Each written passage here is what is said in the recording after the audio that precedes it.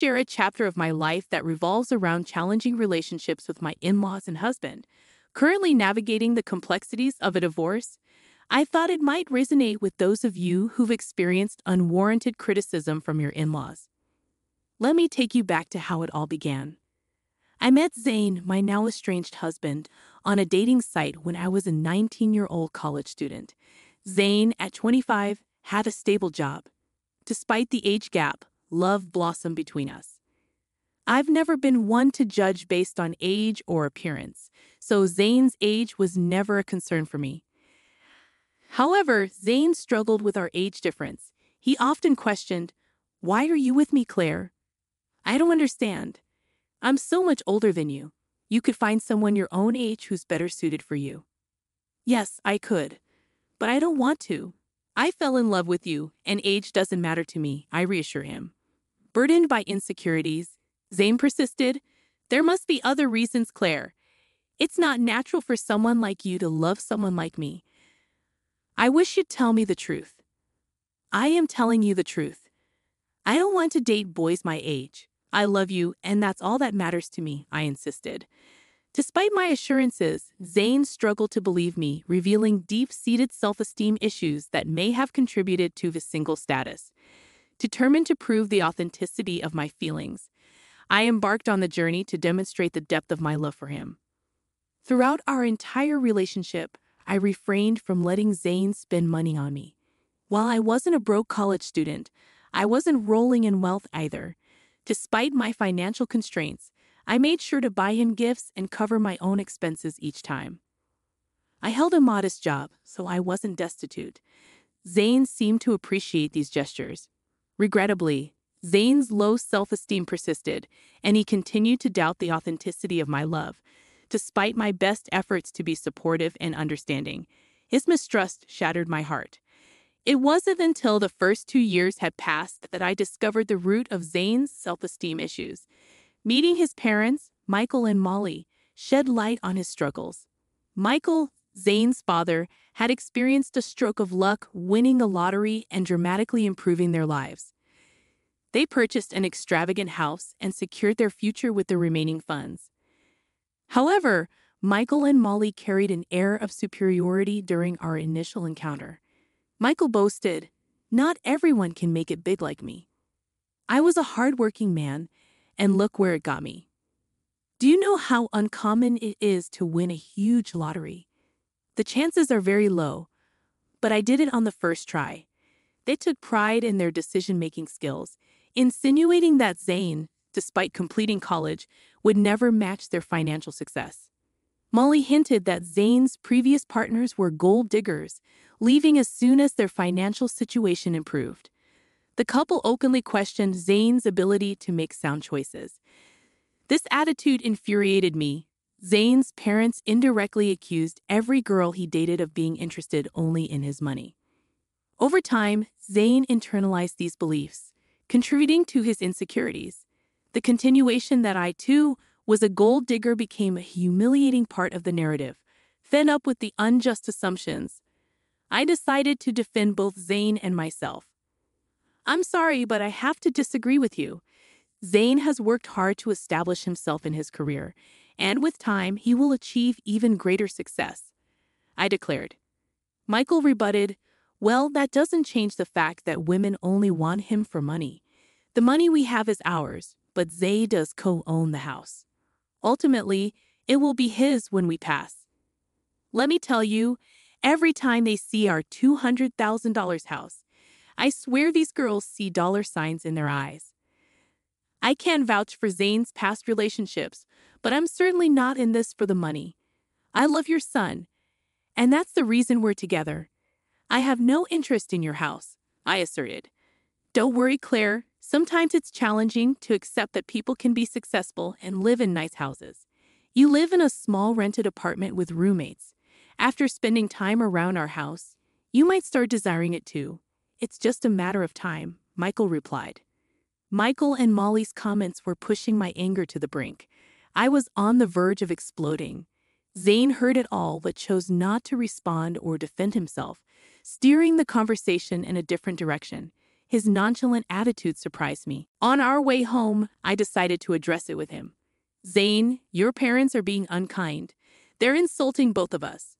Why didn't you speak up? I questioned. What did you expect me to say, Claire? I can't be certain they're entirely wrong. Women in the past have used me to try and benefit from my parents' wealth. They made grand plans involving the house and how it would be ours once my parents passed away. Even if they were gold diggers, that doesn't mean I am one too. You stayed silent when your family insulted me as well. You know my family is well off now. There's a chance they're right about everything. I'm not saying you had bad intentions, but I can understand why it might seem questionable. You don't have parents, so you rely on my inheritance alone. What you're suggesting is absurd, Zane. I've never pressured you to spend money on me, and just because I don't have an inheritance doesn't give you the right to label me a gold digger, I retorted. Zane remained unwilling to acknowledge my concerns, insisting that he loved me and the reasons behind it didn't matter. He shrugged off the need for further discussion. While some might have found solace in such assurances, I couldn't accept the thought of him harboring negative beliefs about me. I attempted numerous conversations, hoping to make him understand my perspective. I even suggested therapy, recognizing its potential benefits for him. However, he adamantly claimed there was nothing wrong, causing me to eventually abandon the effort.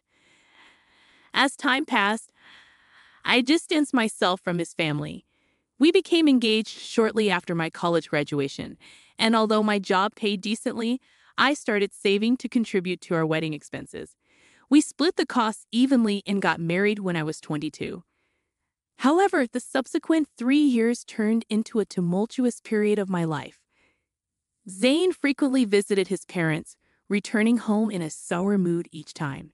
I knew Michael and Molly were still taunting him and branding me as a gold digger. Despite my pleas for Zane to limit contact with them, he continued to engage with his parents. Their words poisoned his perception of our relationship, convincing him that no one could genuinely love him. Even after years of love and care, Zane remained suspicious of me. The burden of constantly proving myself became increasingly draining. However, the breaking point arrived on Zane's birthday. In line with his preference for small celebrations, we had a quiet cake party at home. I presented him with the expensive watch he had desired. Zane was elated with the gift, but my joy waned when he suggested visiting his parents to showcase it. Despite my reluctance, I accompanied him at his insistence. Upon reaching their house, Zane eagerly displayed the watch to Molly and Michael. "Mom, Dad, look at this beautiful watch Claire gave me. I've been wanting it for a while now." "Isn't it gorgeous?" Zane exclaimed. "Oh, did she know, Zane? It seems she does love you after all. We were quite concerned for a while there," Molly remarked. "Don't get carried away, Michael. She's a gold digger. She married our son because we own a $200,000 house." "Let's not forget the facts," Michael interjected. "Yeah, you're right.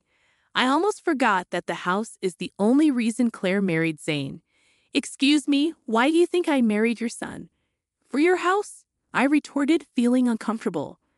"Well, you were just living in an apartment after working for 4 years. Besides, Zane is so much older than you. Why would you marry him unless you want something from him?"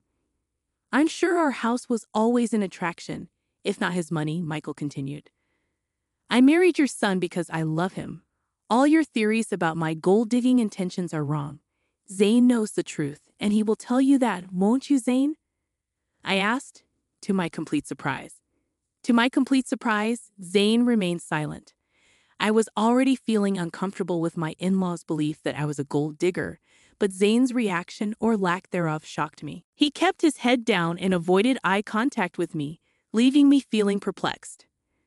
I decided to push him a bit. I couldn't fathom why he wasn't standing up for me. "Why are you not saying anything? Your parents always thought I was a gold digger. How will they know the real me if you don't tell them? Why are you quiet?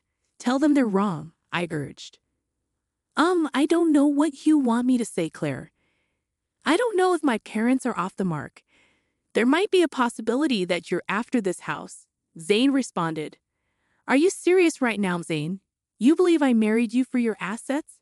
I was incredulous. He's not wrong to think like that. It's suspicious that you've never considered buying a house. You haven't even discussed it with him. For someone renting a place, owning the house should have been a priority, Zane's mother interjected. Yeah, it should be a priority. But you've chosen not to work toward owning a house. Our place is expensive, and you can't afford something like this even if you tried.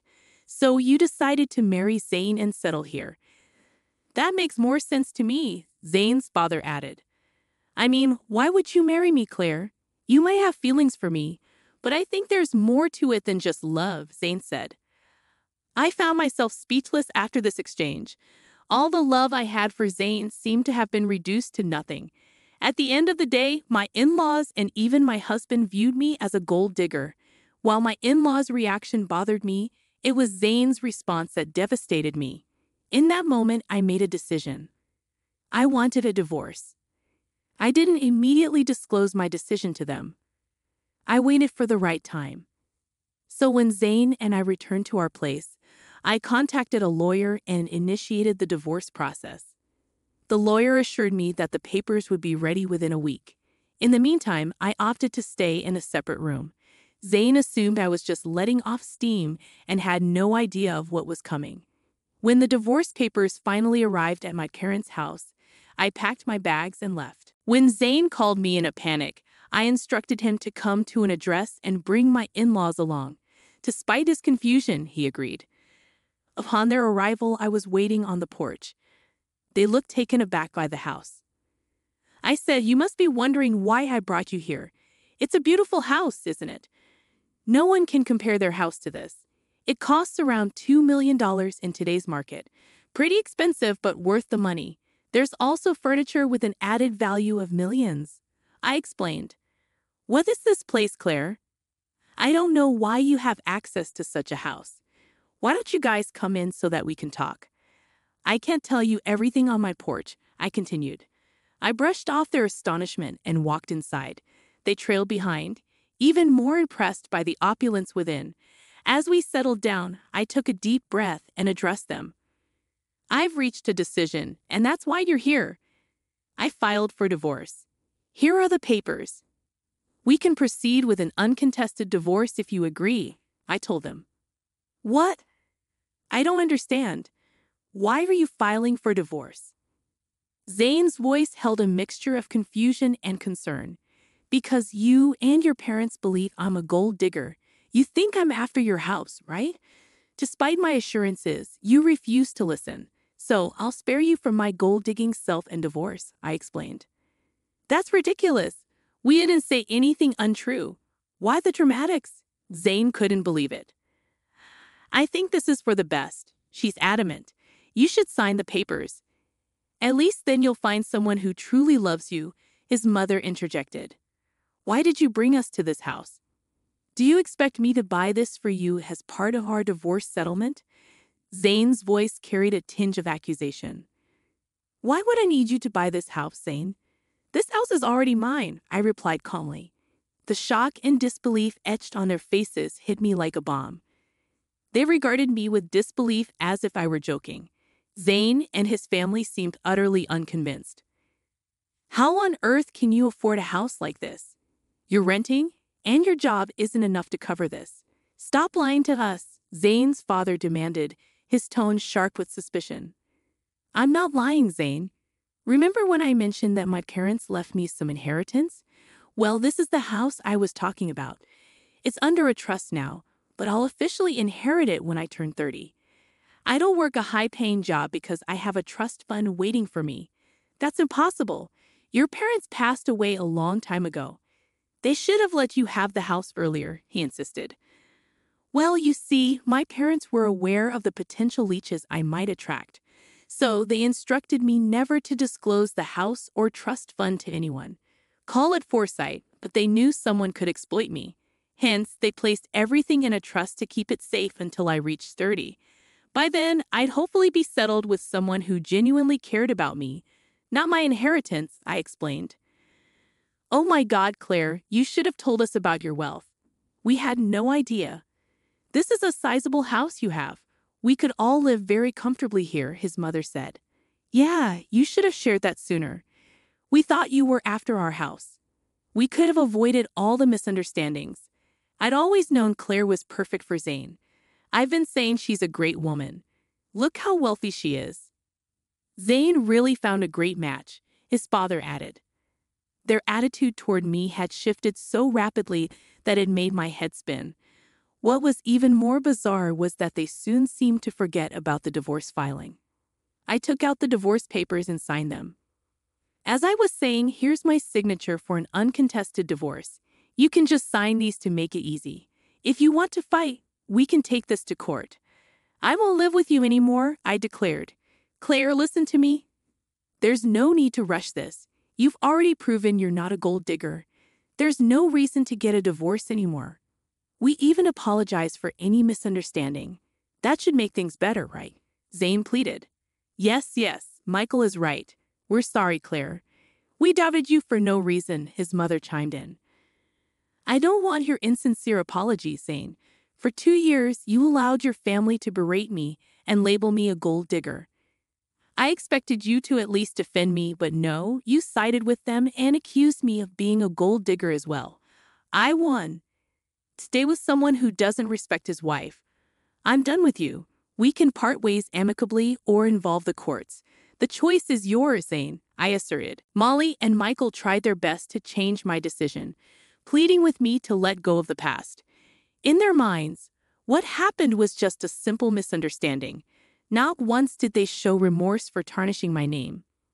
Their audacity fueled my anger. When I reached my breaking point, I demanded they leave before I called the police.